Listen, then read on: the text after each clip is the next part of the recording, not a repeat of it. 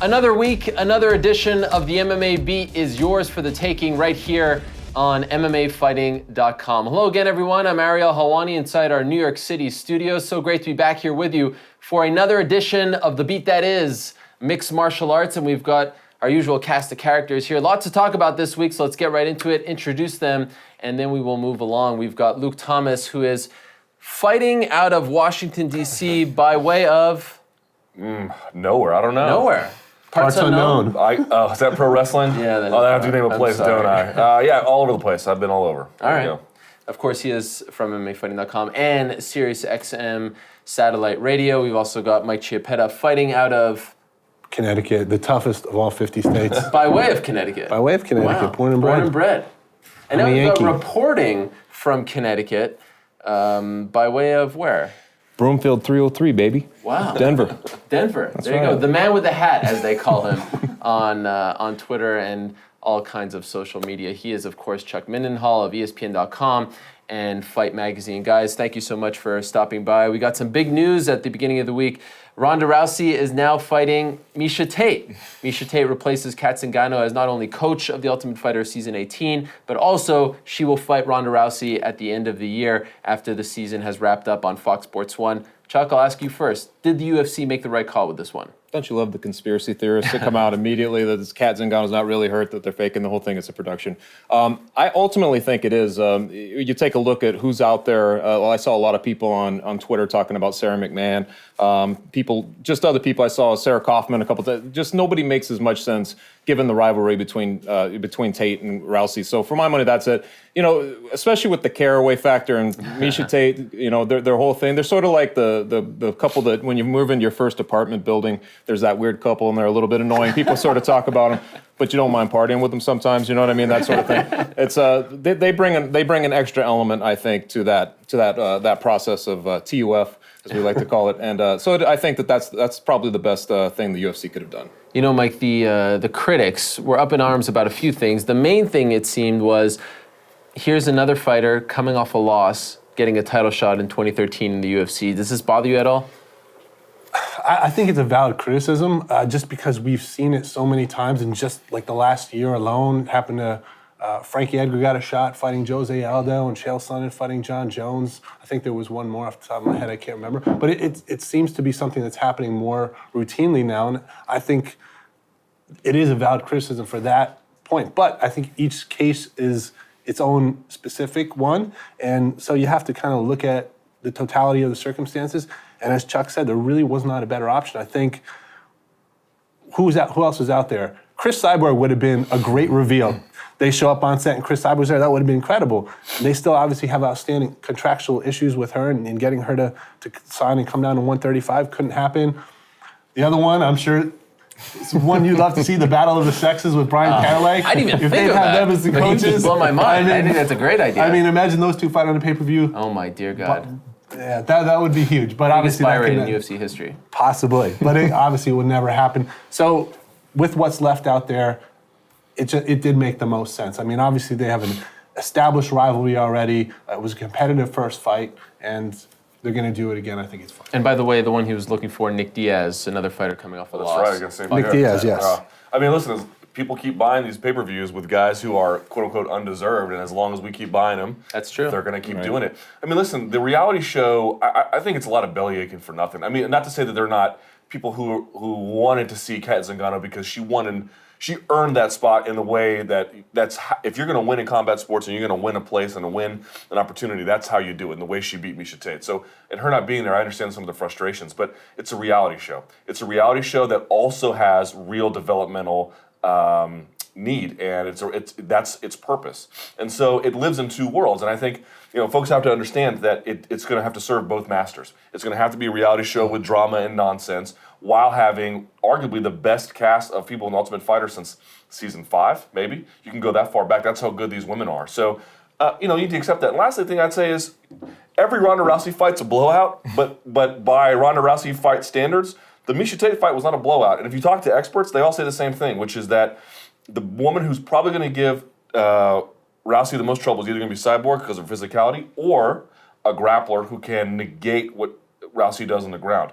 Yes, Tate got blown out in that first fight, but she also went the longest, I believe, of any fighter who's ever faced Rousey. I don't think it's out of the realm of possibility she can take this fight a little bit longer, make some strategic adjustments. I favor Rousey to win, but I don't think it's the craziest, most non-competitive fight out there. And Serra McMann, I like her a lot, but she's got some skill building to do. Well, that's the interesting thing. A lot of fans were pointing at Serra McMann. They should have put Olympian versus Olympian. She's undefeated. She won her UFC debut. I don't even think Serra McMann wants this opportunity. And we were talking about how she's a breath of fresh air. We're fans of her work, the mic, in the cage. But I don't get the sense from Monty Cox, her manager, or even Serra, that she feels like she's ready. They want time to build up. Of course, Tough is a good platform to build up to a fight, but I don't think that they're all that upset about it, so I don't think we should be upset about it.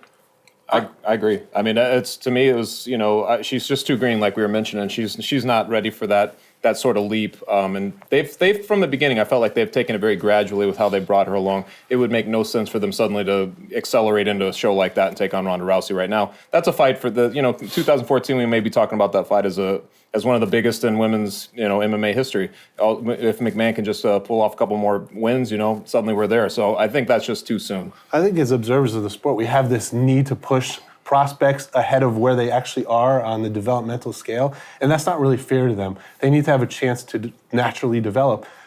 As he said, Serra McMann and her camp have taken a very gradual approach to improvement and the way that they're moving her career ahead.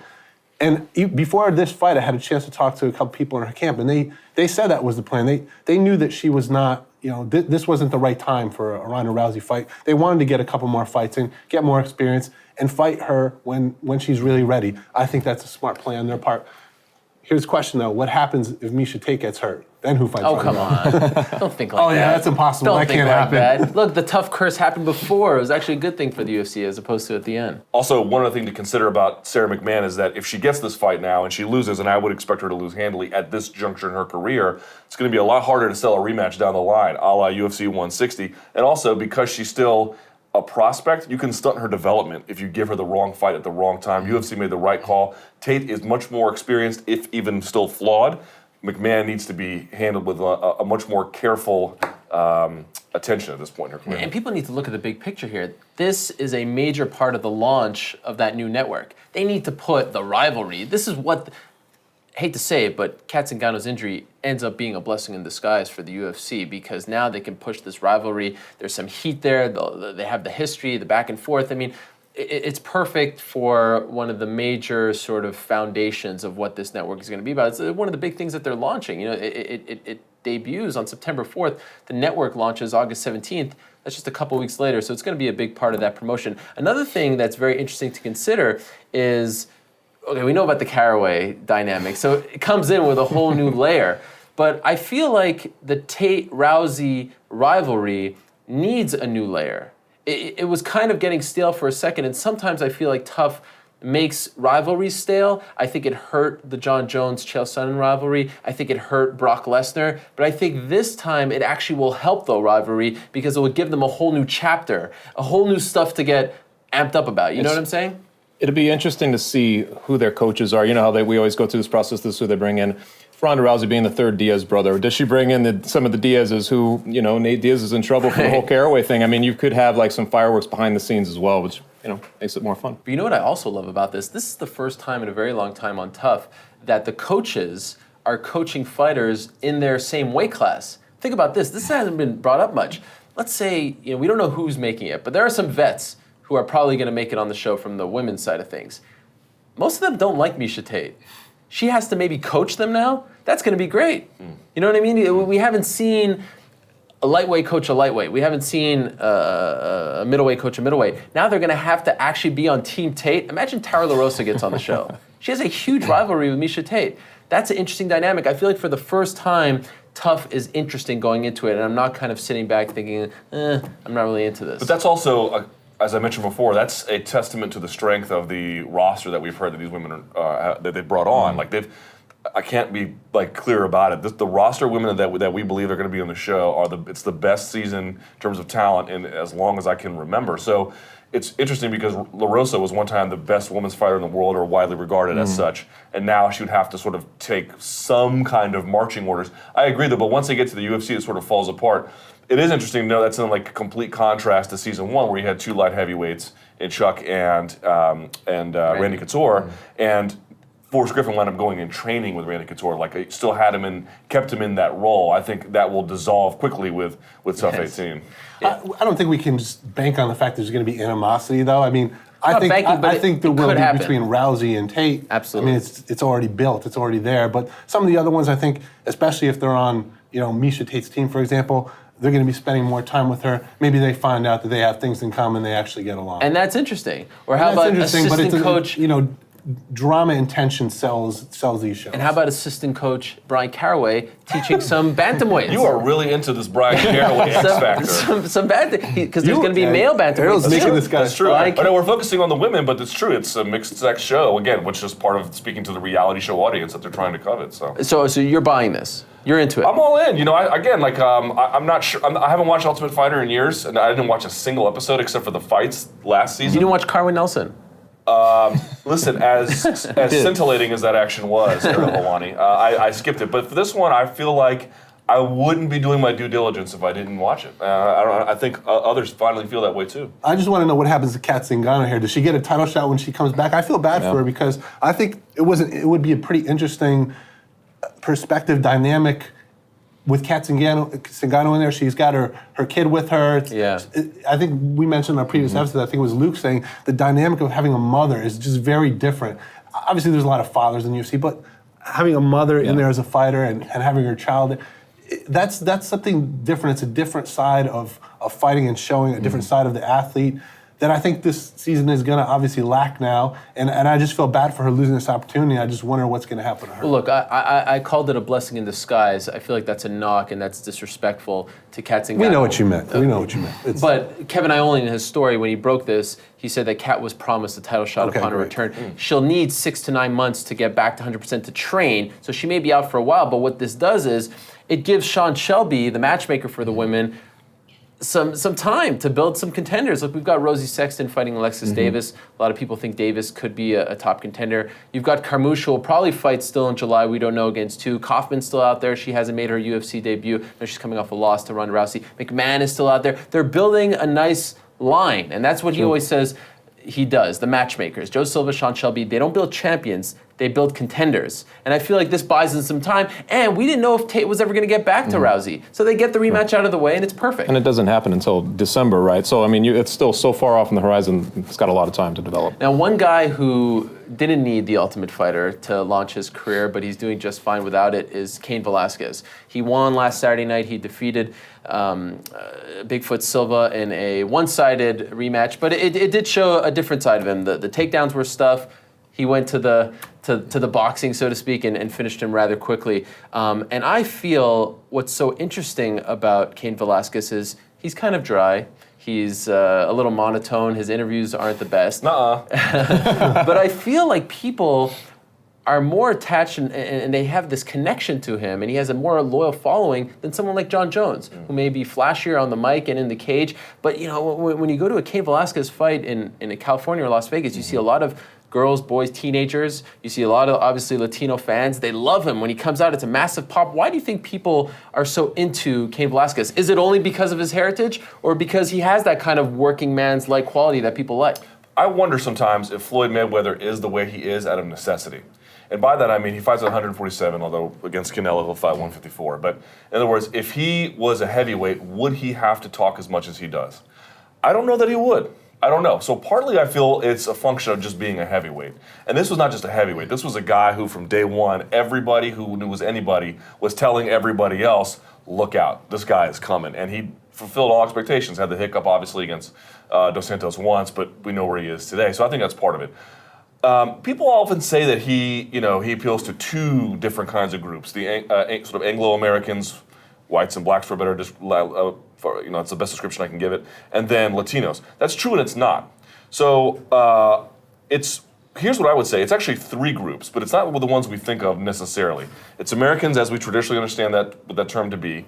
It's the people who are second and third generation who may speak Spanish, maybe don't speak Spanish, but certainly they identify with themselves as Hispanic, and Mexicans. I don't think it's fair to say he appeals to Latinos widely. He might appeal to Puerto Ricans, he might appeal to Cubans, but I want to be clear about this. Like, if you go to South America, I'll just use my wife as an example. She's Colombian. When Dos Santos fights him, she wants Dos Santos to win. That she doesn't have any emotional connection to him. However, the Mexicans in Mexico, the Mexicans, Americans here, and the Americans here, he speaks to them all for different reasons. He's a young guy. He adopts the mantle of being the Mexican champion, which is a thing unto itself. And so for all these reasons, because he is a dynamic fighter, because he is a heavyweight, and because he has assumed this role as the next big thing, and the first Mexican heavyweight champion in combat sports, I think people respond to him. He doesn't have to do all those other things. If he did, my God, how big would he be? I don't know, but he gets the job done as is. You guys, Mike you both were in Las Vegas for this last fight. After the fight, you go down the kind of corridors, everybody files out of the MGM Grand, and there were people with Mexican flags waving them and chanting Mexico and just giddiness. And so there's something about it that's sort of rampant. Every time he fights in Vegas or, like you said, California, I feel like that's the scene that we see with him. For my money, though, like in terms of his popularity, he's almost like this zero expression, very focused guy. He gets in there, and it's almost it's almost like you're going back to the gladiators of antiquity or something. Like he doesn't need to talk. He goes in there, let's just destroy the thing in front of him. This is our champion, that sort of thing. And I feel like that's for me, that's what the appeal I see with him is just, he goes in, he doesn't really need to talk. He doesn't have to have the charisma on the microphone and that sort of thing, although it would be nice if he did.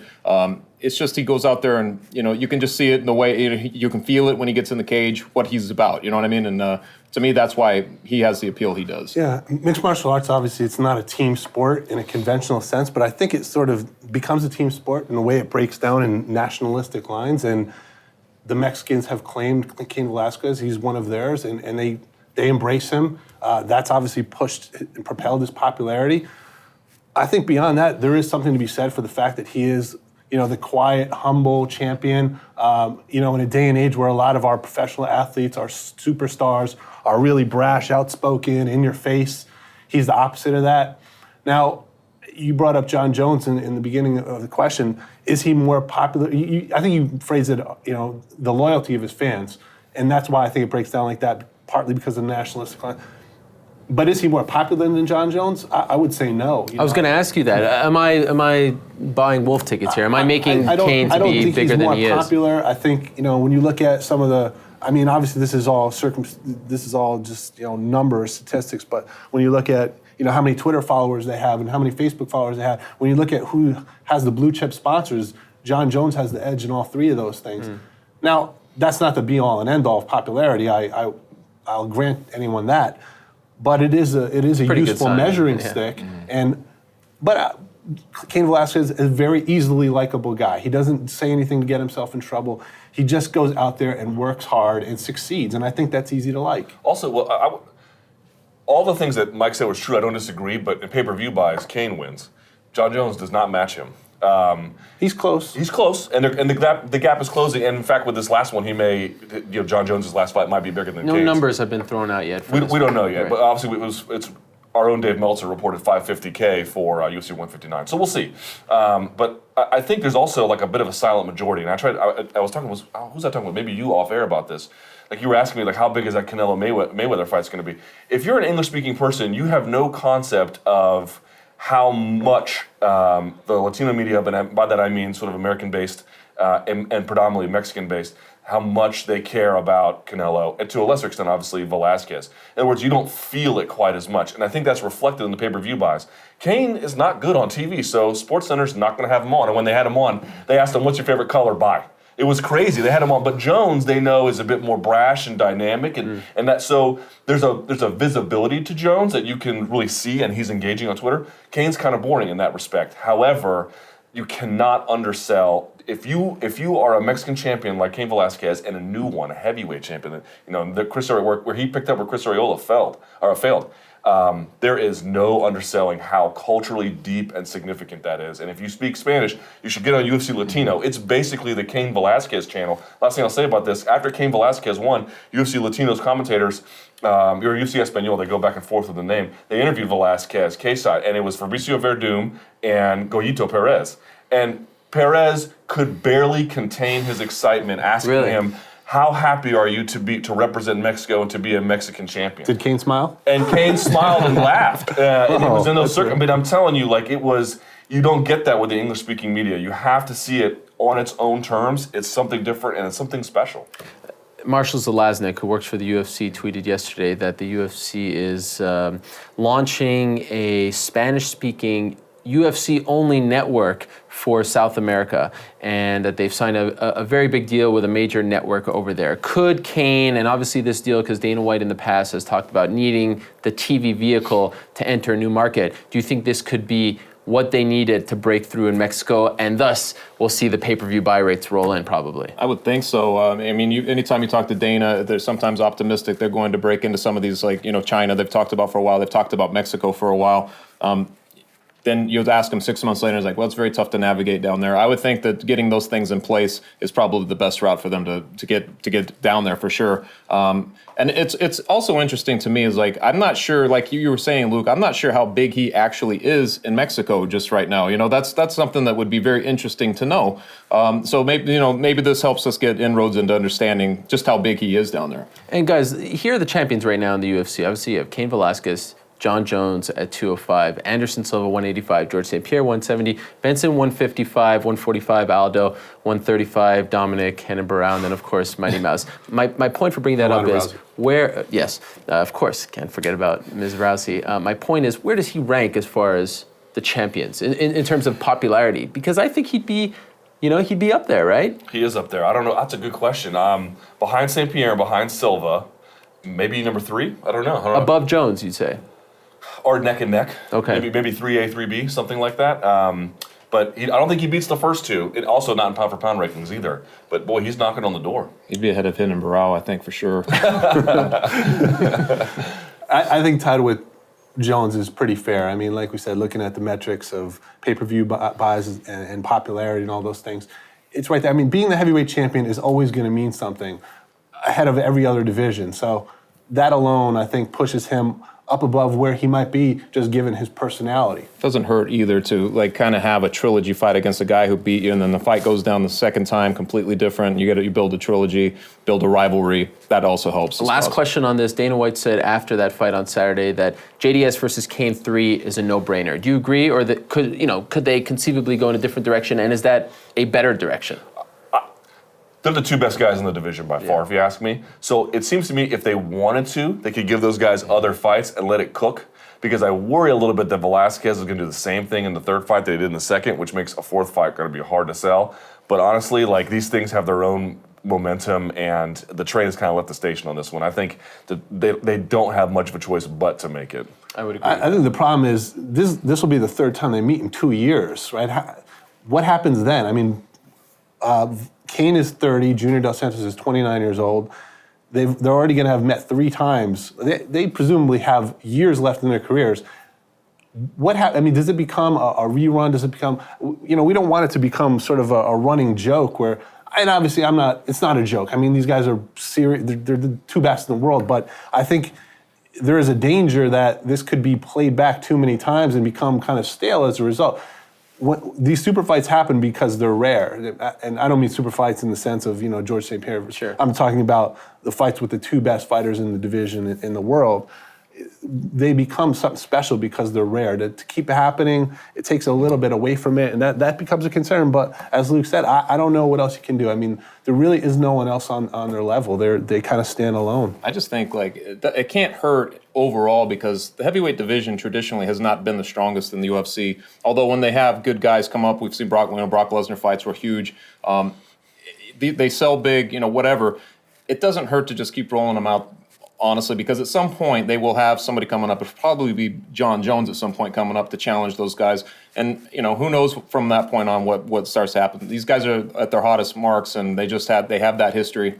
I'd say roll it out right now. And there's really nobody else, when you take a look at it, that really deserves it right now. The third fight needs to be really competitive, I think, for a potential fourth one to happen. Otherwise, as Luke says, if it's a blowout in Cain's either direction, really. The thing is, it's so unpredictable. Like, when you really think about that fight, it's really difficult. I mean, my inclination would be to think that Velasquez goes in and does the same thing again, but it's pretty unpredictable when you actually break it down. Remember going to the second fight, a lot of people were off the Cain bandwagon and saw Junior. Right. So that's what's interesting. I think it'll be they a were closer both fight. exhilarating for different reasons, and you got to kind of strike while the iron's hot. And other people, you know, Barnett's now in there, Roy Nelson's kind of coming up, Travis Brown is a prospect. You mentioned John Jones. I don't know what's going on with Roy Nelson. Things can change. Now we're talking about champions, guys, and this past week, 2 champions retired. Former champions, I should call them, retired from the UFC. We had Matt Serra last week, and then on Saturday, out of nowhere, Forrest Griffin. Let's start with Forrest Griffin, Luke. Are you surprised he's retiring at this point in his career? I don't think so. I think it all kind of makes sense. One little thing I noticed was that if you go back and count all the coaches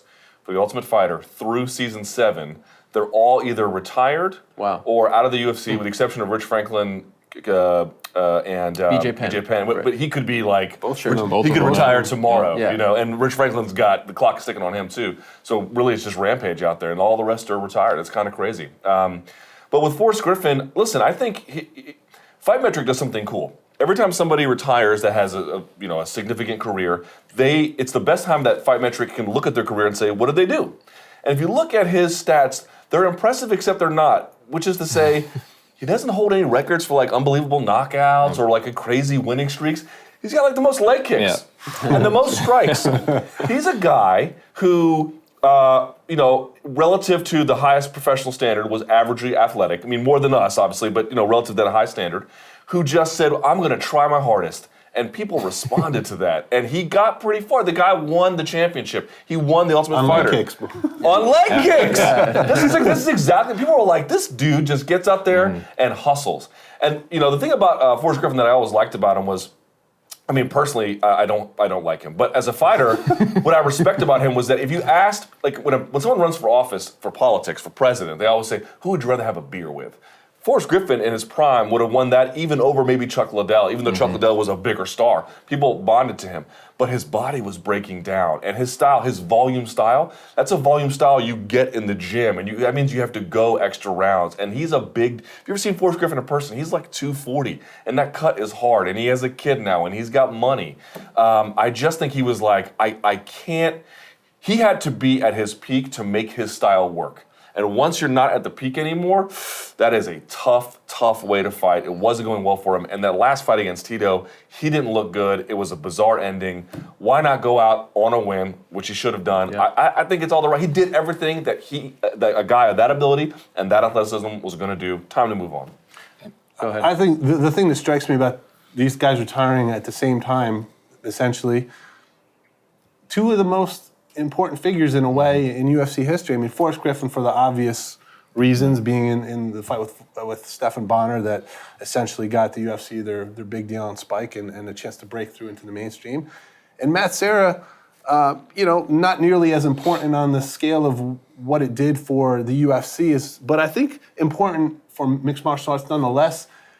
Dana White always talks about what we sell here is holy shit moments, right? He provided the biggest holy shit moment we have ever seen in the sport. Nobody saw that coming. I mean, he was one of the biggest underdogs in a title fight in UFC history, maybe the biggest, I'm not sure. And if you had a thought in your mind that he could win, it was on the ground. Maybe he could tap out Georges St-Pierre. The fact that he knocked him out, I mean, that was the ultimate holy shit moment. And I think, that is actually good for a sport for people to see, even though it's an underdog winning, I shouldn't say phrase it that way, but a beloved champion losing, and it's someone that you thought was going to dominate for years to come, as he ended up doing now. Yeah. It's good for the sport to see anything really can happen here. It's almost like a 16 seed beating a 1 in the NCAA tournament. And Forrest Griffin too. I mean, remember when Shogun Rua came over? It was he gets that big win. He had some moments like that were pretty iconic moments for the UFC. Just going back and speaking about Matt Serra, it's funny. That was one of the TUF, the tough episodes that really were the seasons that really worked was that comeback season, and it showed some of these guys' backstories that we didn't know about, and everybody got to know who Matt Serra was through the course of that. They realized he was a wise guy. He was very funny. All that stuff. Later, he was a coach. But he was always, he came out the way he did. We all learned about, people who didn't know about the Shoney Carter thing where, he got knocked out. He was able to, that whole backstory built up for that fight. And he comes out and he wins it. And he was one of the more popular champions, for the mid-aughts or, going forward. He was one of the big champions, a very popular guy.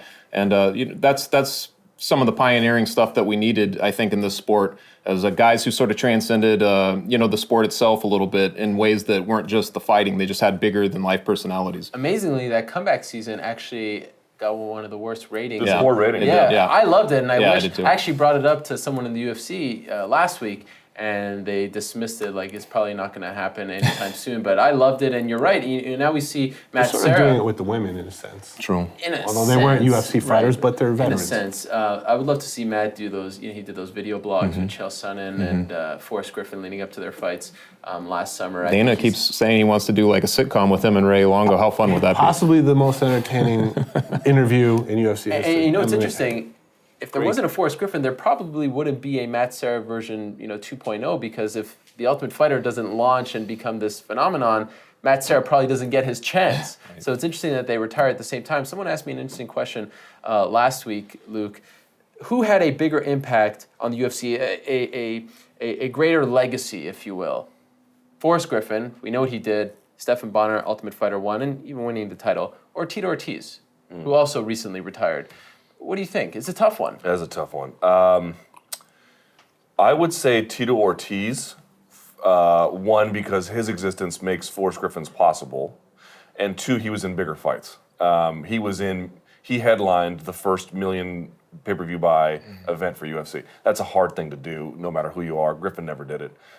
So he was a bigger star, and he was, he was the supernova, part of the supernova that helped launch everything else. But Griffin's place, man, while I would rank Tito ahead, Griffin was the guy. I mean, Chuck Liddell was their guy, but in many ways, Griffin was more their guy. He was the guy they needed at the right time, at the right moment. He needed them, they needed him. It was this mutual moment where a guy with a particular kind of style who was a cop living on a mattress in a friend's house decided to just say screw it and give it his all. Like he exemplified what UFC brass need out of a fighter, and he seized the moment. And that's something Tito never did. Tito was sort of part of grandeur and spectacle and size and power, and Griffin was always up from the bootstraps. So it's two different kind of paradigms there in terms of who the fighters are.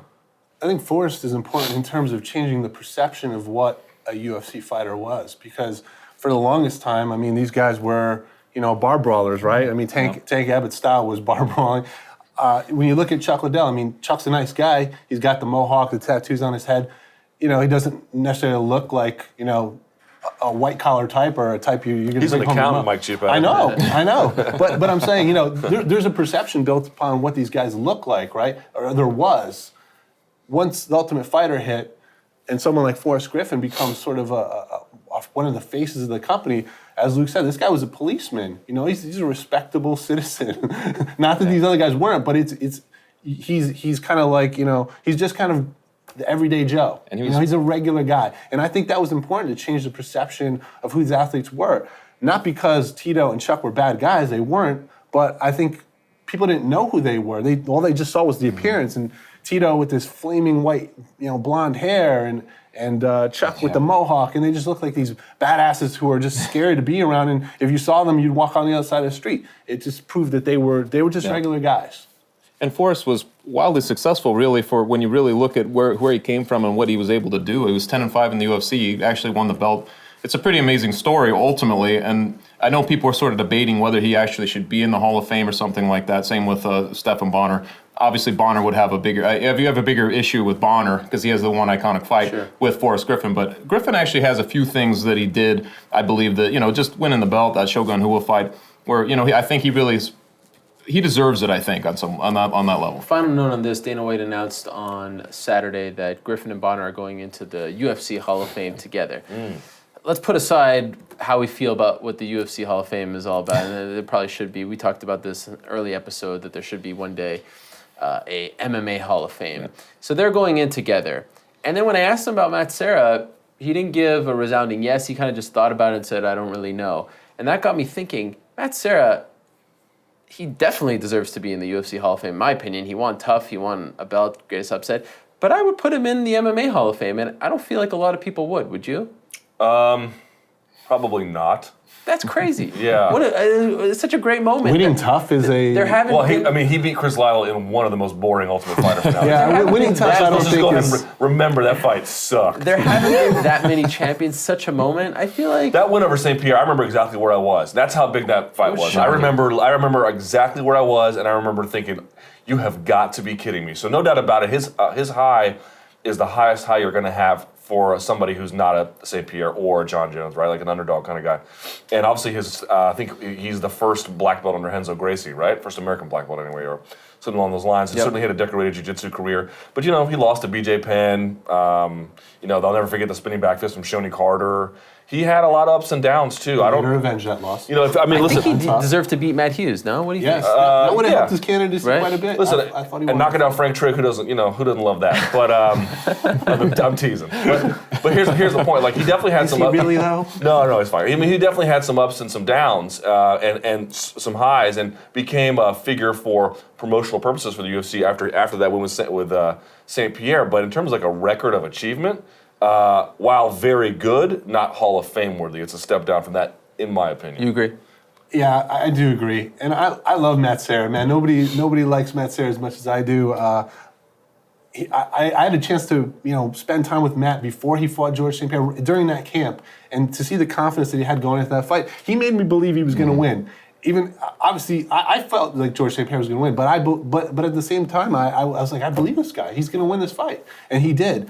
And that fight, like I said, I believe it was an important moment in UFC history. However, I think that's really his only claim to the Hall of Fame. I mean, winning the Ultimate Fighter for me is not quite enough. I mean, it's a good.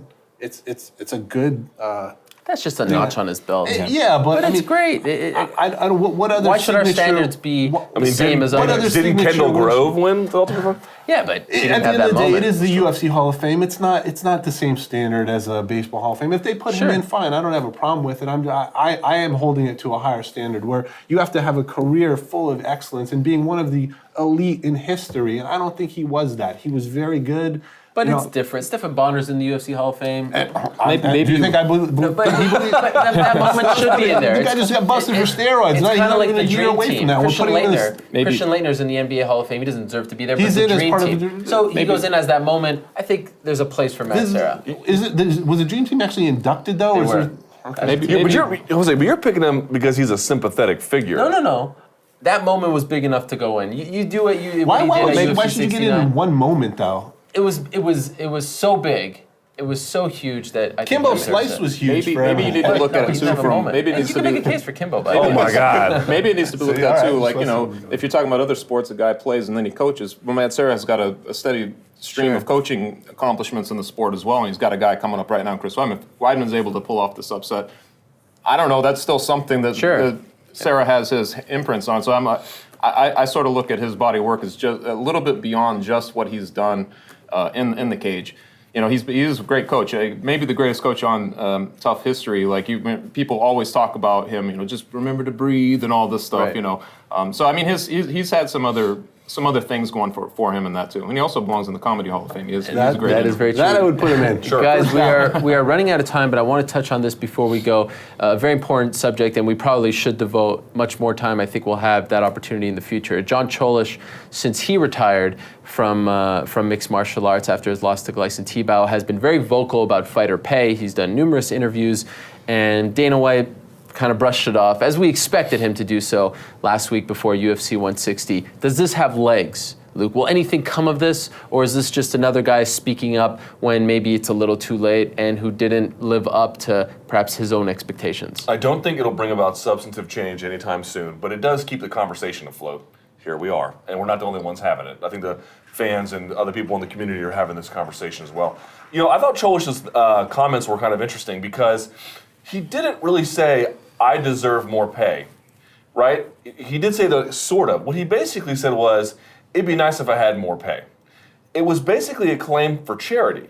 He never said, I'm not getting my return, I am making this much money for the company and therefore I should be given this much company. It was basically like, listen, y'all are making a ton of money. You could give me more without it hurting you too much. That'd be nice if you did. Here's why. That's a claim for charity. That's not a claim that you are being shorted money because you have earned it and you weren't given it.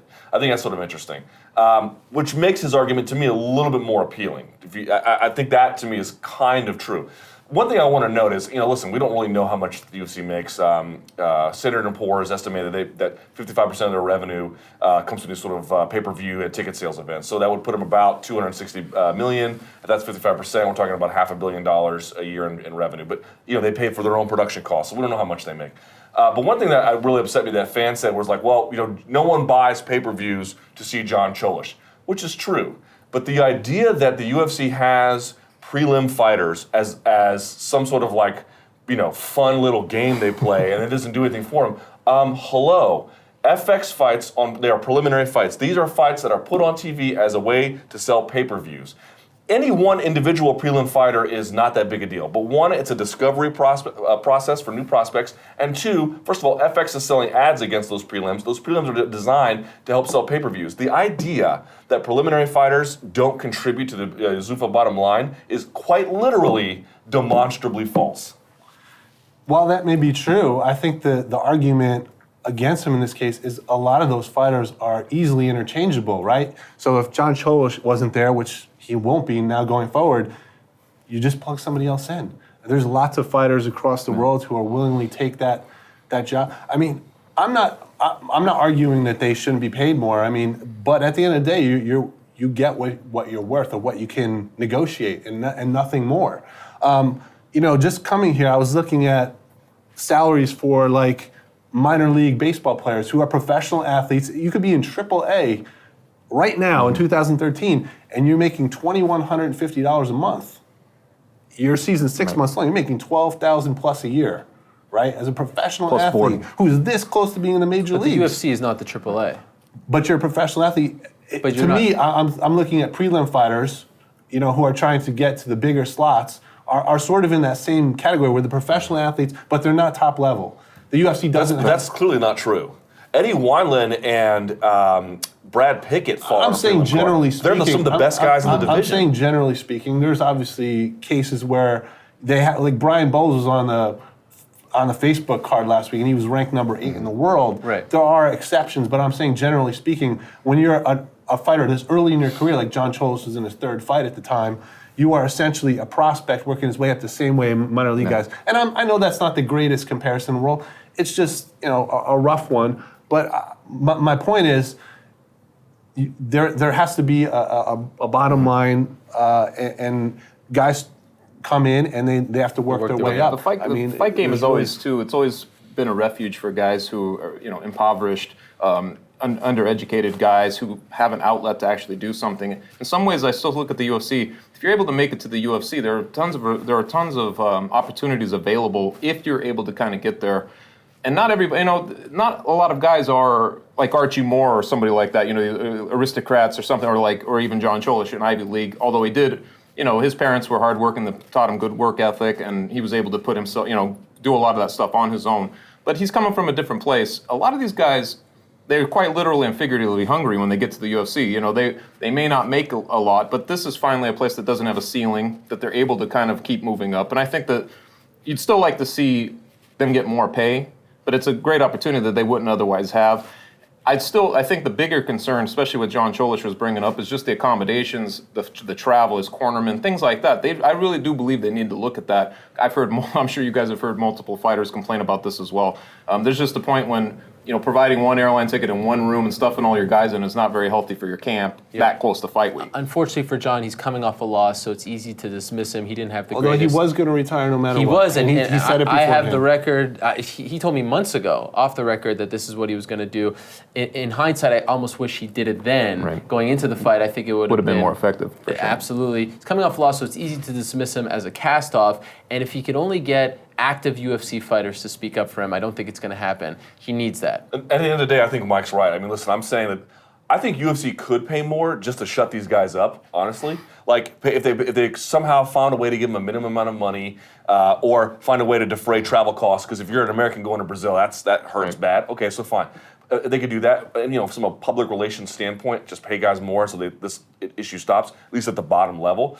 But I think at the end of the day, if they don't want to get together and work together and powers exercise that power, in a group exercise that power, that's their own fault. Yeah. In my job, in your job, in everyone's job, in every job in the world, including professional football and basketball, it is what you negotiate. Either work together or don't. All right, we will leave it at that. We have run out of time. We've gone into overtime here, guys. So good stuff out of you guys. And now it's your turn. Sound off in the comment section below. Luke reads every single one of them. Hi, guys. The Luke Thomas Fan Club. So we'd love to hear from you about what you thought about what we said or what you want us to talk about in the future. Let us know in the comment section below. And thank you very much for spending your day with us and watching another edition of the MMA Beat right here on MMAfighting.com. For Luke, Mike, Chuck, I'm Ariel. Thanks so much for stopping by.